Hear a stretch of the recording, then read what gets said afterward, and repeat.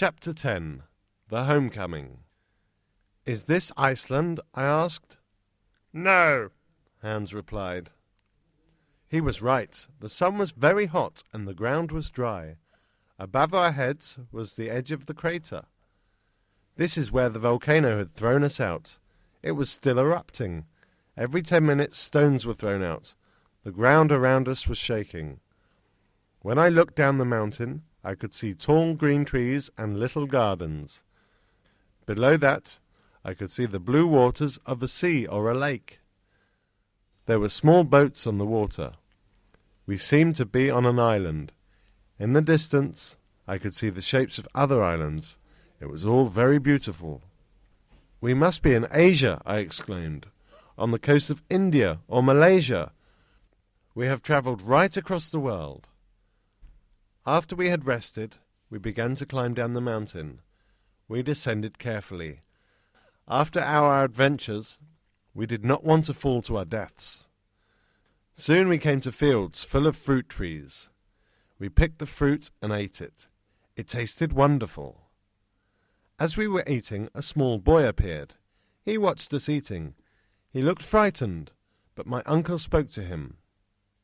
"What is the name of this mountain, my boy?" he asked. The boy did not reply, so my uncle asked the same question in different languages. At last he asked in Italian. "Stromboli," the boy said, and ran away. Now we knew where we were. We were on a volcanic island off the south coast of Italy.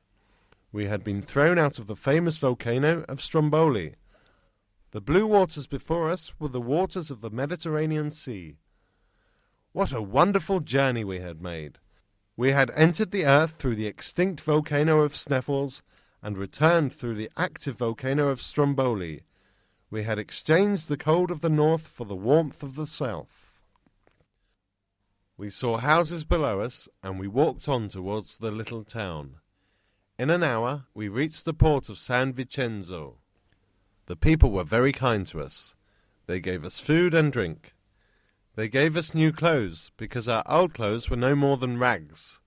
We were all happy to have completed our journey safely. Even Hans was smiling. After resting at San Vincenzo for 2 days, we took a boat to Messina, then another ship to Marseille in the south of France. From there we took a train through France and into Germany. On September 9th, we finally arrived home in Hamburg. The return of Professor Lidenbrock caused great excitement in Hamburg.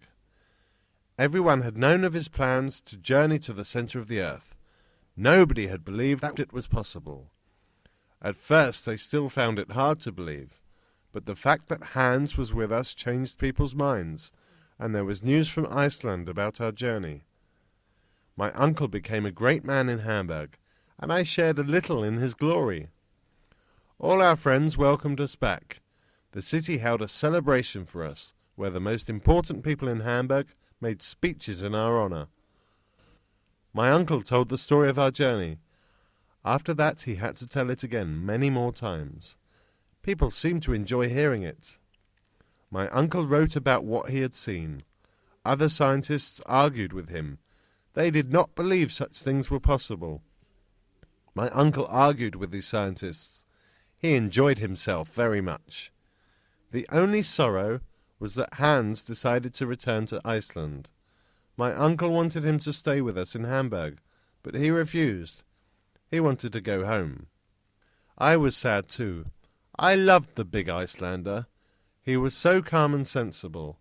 We shook hands for the last time on the ship that took him to Reykjavik, but I will never forget him.